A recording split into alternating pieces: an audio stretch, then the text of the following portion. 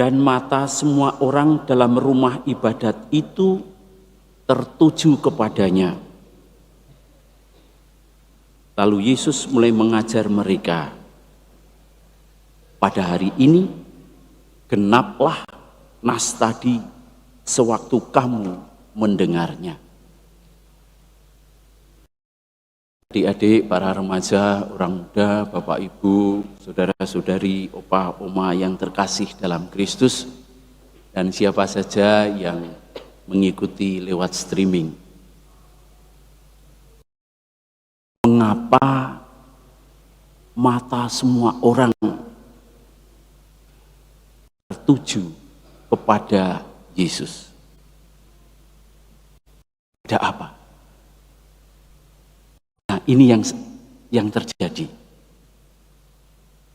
Ketika mereka melihat dan mendengar bagaimana Tuhan Yesus membacakan kitab suci, kitab Nabi Yesaya di sinagoga itu atau di bait itu, lalu ingatan kolektif orang-orang yang ada di sana di rumah ibadat itu kembali kepada peristiwa yang luar biasa yang pernah terjadi sekitar 538 tahun sebelumnya, yaitu seperti kita lihat dalam bacaan pertama. Ketika Ezra membacakan kitab Taurat di hadapan semua umat, dari anak-anak yang bisa memahami, orang-orang muda, laki-laki dan perempuan, bacakan dari pagi sampai siang. Dan kitab suci mencatatnya, semua orang mendengarkannya.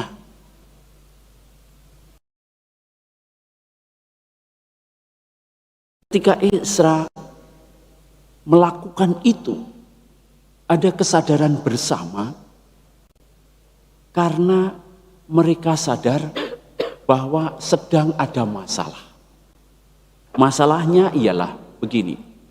Jadi ketika Israel hancur, orang-orang dibawa ke Babilonia dan bertahun-tahun di sana. Apa yang terjadi pada masyarakat Israel dan Yerusalem sekitarnya?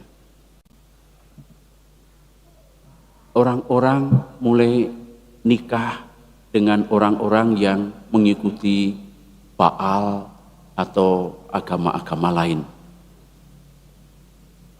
Tidak lagi ada ibadat di dalam bait Allah, karena bait Allahnya sudah hancur.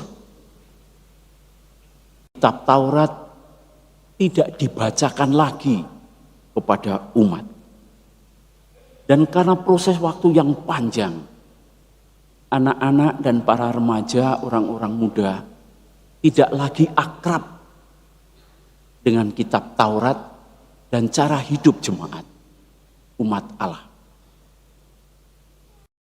Mereka sangat dipengaruhi oleh kebudayaan-kebudayaan di sekitarnya yang justru menimbulkan krisis, pertanyaan dan macam-macam gejolak, secara khusus terjadi pada lembaga keluarga.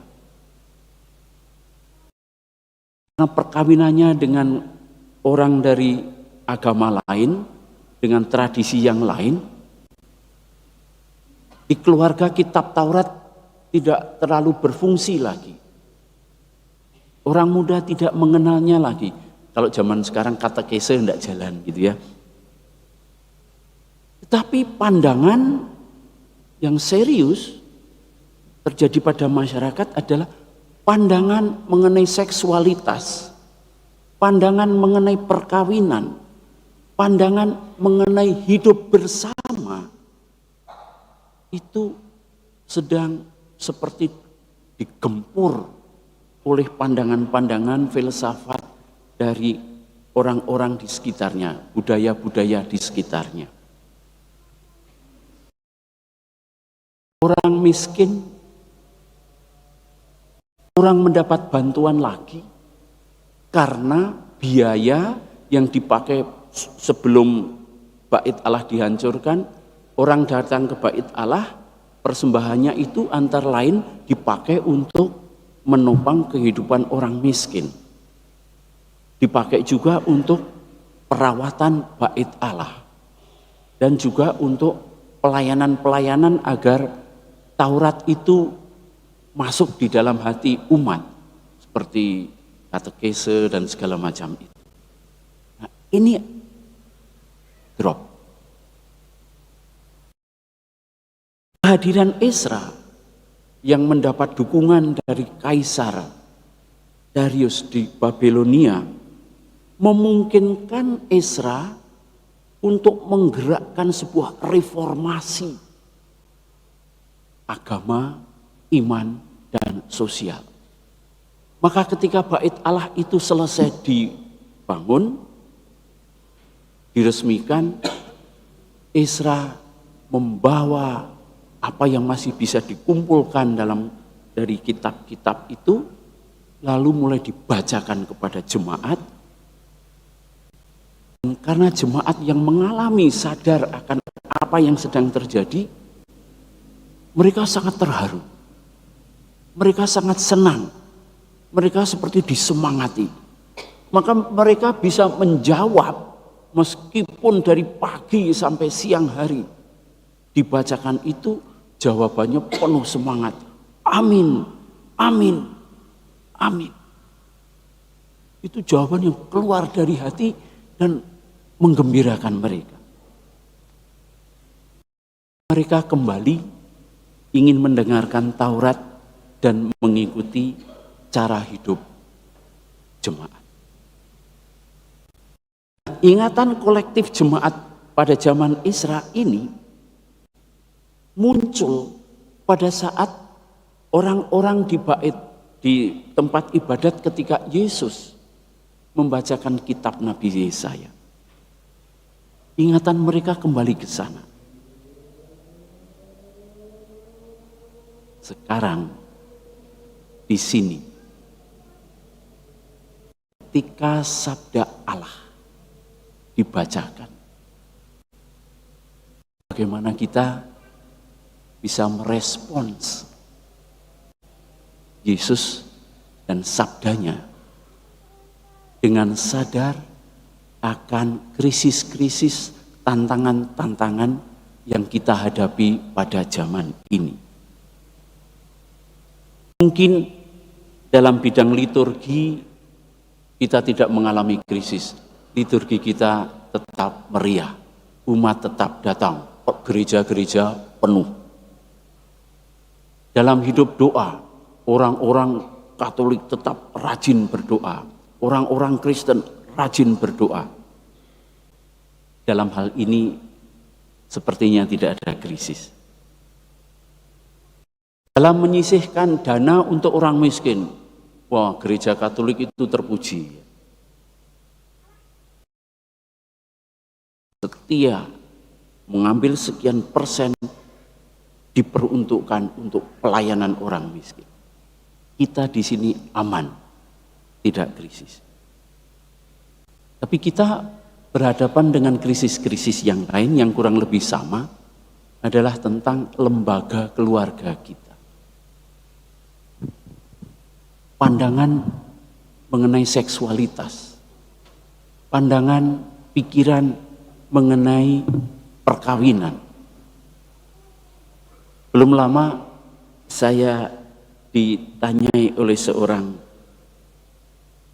mahasiswi dari Fakultas Hukum, satu orang. Lalu ada mahasiswa lagi yang bertanya tentang dua hal ini. Yang pertama bertanya tentang apakah perkawinan sejenis seperti yang baru saja terjadi di Thailand tidak akan kita ikuti, Romo, di Indonesia. Jadi supaya pelangi-pelangi itu berkibar di mana-mana. Di perkawinan sejenis itu simbolnya kan pelangi gitu ya. Mengapa perkawinan sejenis? Ini sudah mulai menyerang pikiran kita. Yang kedua, bagaimana kalau kita mau nikah tetapi tidak usah punya anak, child free? Saat ini bukan saatnya untuk saya untuk semacam penjelasan panjang lebar tentang. Saya ingin mengajak Bapak Ibu. Ini ada pertanyaan yang bisa menggoncangkan, yang bisa mengganggu kita tentang cara kita hidup berkeluarga. Syukur hari ini ada beberapa pasangan yang merayakan ulang tahun perkawinannya ya. Menjadi pertanyaan yang menarik. Bisa bertahan begitu. Kapan sakramen itu bisa menjadi hidup dalam keluarga Bapak Ibu? Ketika sakramen dipahami sebagai keselamatan yang diberikan atau yang saling diterimakan. Kapan saya menyelamatkan pasangan saya ini? Atau malah kapan saya memperparah penderitaan pasangan saya? Adik-adik, orang-orang muda, Bapak Ibu sekalian, pada saat Yesus membacakan itu, orang juga sadar, Yesus yang diurapi oleh Roh Tuhan, Yesus yang membawa misi besar untuk membawa kabar baik kepada orang miskin, pembebasan bagi orang tawanan, penglihatan bagi orang buta, membebaskan orang-orang tertindas, dan memberitahukan tahun rahmat Tuhan telah datang, adalah undangan bagi kita semua untuk tetap setia kepada Yesus dan Injilnya. Apapun tantangannya, kita diundang.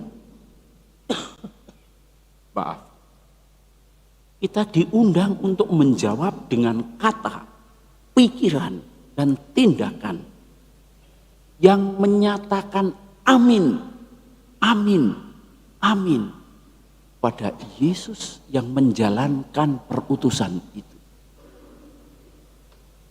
Dan itu kapan? Waktunya pada hari ini ketika kita mendengarkan sabdanya.